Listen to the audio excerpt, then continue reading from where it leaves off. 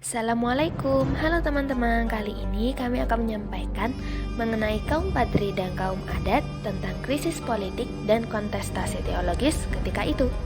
Perkenalkan, kami dari kelompok 2 dan selamat menyimak.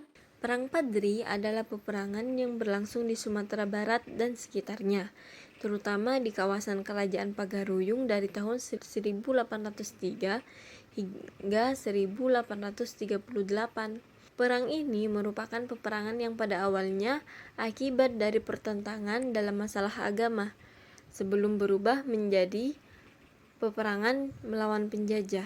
Perang Padri dimulai dengan munculnya pertentangan sekelompok ulama yang dijuluki sebagai kaum Padri terhadap kebiasaan-kebiasaan yang marak dilakukan oleh kalangan masyarakat yang disebut kaum adat. Kaum adat ini berada di kawasan Kerajaan Pagaruyung dan sekitarnya. Kebiasaan yang dimaksud ialah seperti perjudian, penyambungan ayam, penggunaan madat, minuman keras, tembakau, sirih, dan juga aspek hukum adat matriarkat mengenai harta waris, serta longgarnya pelaksanaan kewajiban ritual formal agama Islam. Tidak adanya kesepakatan dari kaum adat yang padahal telah memeluk Islam untuk meninggalkan kebiasaan tersebut memicu kemarahan kaum Badri sehingga pecahlah peperangan. Perang ini dapat dikatakan sebagai perang saudara yang melibatkan sesama Minang dan Mandailing.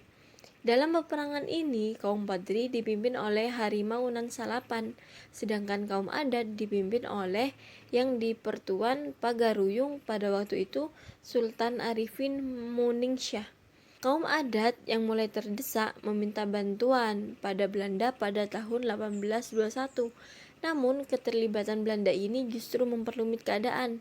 Sejak tahun 1833, kaum adat berbalik melawan Belanda dan bergabung bersama kaum Padri. Walaupun yang pada akhirnya peperangan ini dapat dimenangkan Belanda. Perang Padri termasuk peperangan dengan rentang waktu yang cukup panjang, menguras harta dan mengorbankan jiwa dan raga. Perang ini meruntuhkan kekuasaan Kerajaan Pagaruyung, juga berdampak pada merosotnya perekonomian masyarakat sekitarnya dan memunculkan perpindahan masyarakat dari kawasan konflik. Pada dasarnya, gerakan Padri merupakan proses panjang penyesuaian antara adat dan budaya Minangkabau yang bersifat lokal dengan ajaran Islam yang bersifat universal. Gerakan Padri sendiri mencakup dalam 3 fase. Fase pertama terjadi pada tahun 1803 hingga 1825. Kemudian diikuti fase kedua 1825 hingga 1830 dan fase ketiga pada tahun 1830 hingga 1838. Fase pertama yang biasa disebut dengan pemurnian oleh para intelektual kaum Padri terhadap kebiasaan-kebiasaan yang dilarang agama. Adanya perseteruan antara kaum Padri yang dipimpin oleh Tuanku Pasamah dan juga Tuanku Nan Renceh dengan kaum adat. Saat itu, kaum Padri mencapai kemenangannya dan membuat kaum adat merasa terdesak. Akibatnya, kaum adat meminta bantuan kepada Belanda. Fase kedua disebut dengan taraf awal dari peperangan melawan Belanda. Karena permintaan kaum adat, akhirnya Belanda meminta perjanjian damai terhadap kaum Padri pada tahun 1824. Namun sayangnya Belanda malah mengambil kekuasaan bagian-bagian yang sudah dimerdekakan oleh kaum Padri, sehingga membuat perjanjian damai tersebut dibatalkan oleh kaum Padri dan kaum Padri menyatakan ingin melawan Belanda. Di tahun berikutnya, Belanda meminta kembali perjanjian damai terhadap kaum Padri dengan mengirimkan Sulaiman Al-Jufri yang merupakan keturunan Arab, dan hal tersebut ditolak oleh Imam Bonjol. Namun berbeda dengan pembesar-pembesar kaum Padri yang lain yang menyetujuinya. Akhirnya terjadilah Perjanjian Padang pada tahun 1825. Pada saat itu, akhirnya kaum adat merasa kecewa terhadap pemerintah kolonial. Adapun fase ketiga disebut dengan Perang Minangkabau, di mana kaum adat dan Padri melakukan perlawanan bersenjata melawan pemerintah kolonial. Akibat kaum adat kecewa dengan pemerintah kolonial, kaum Padri mengambil kesempatan emas tersebut dengan mengajak kaum adat untuk sama-sama melakukan perlawanan terhadap pemerintah kolonial. Sayangnya, perang Padri ini akhirnya berakhir dengan kemenangan di tangan Belanda.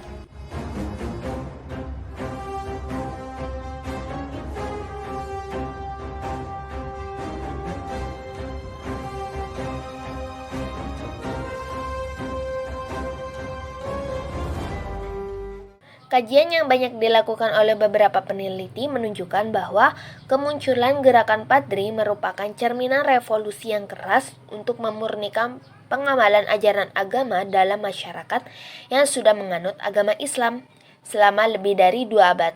Kekerasan yang terjadi kemudian adalah merupakan ekses dari fanatisme yang baru disadari setelah terlambat. Bagi masyarakat Minangkabau, sejarah gerakan Padri bukan hanya menjelaskan tentang adanya 3 fase gerakan Padri, melainkan juga mencakup kesadaran pimpinan Padri yaitu Imam Bonjol bahwa Islam merupakan agama yang membawa kedamaian dan suatu keadilan. Akhirnya, para pejuang agama mengadakan persatuan dan kebulatan tekad untuk memperjuangkan tegaknya syarak dan membasmi kemaksiatan dengan jalan ceramah-ceramah agama yang diselenggarakan di surau-surau dan masjid-masjid. Akibat konflik tersebut terjadilah evolusi sosio-religius yang merupakan adat kuno sampai ke akar-akarnya. Disinilah adanya negosiasi antara Islam dan adat yang kemudian melahirkan falsafah adat Basandi Syara, Syara Basandi Kitabullah, di mana bentuk penerimaan tradisi masyarakat Minangkabau terhadap Islam merupakan proses saling melengkapi antara satu sama lain. Baik, sekian dari kami. Sampai jumpa kembali. Wassalamualaikum warahmatullahi wabarakatuh.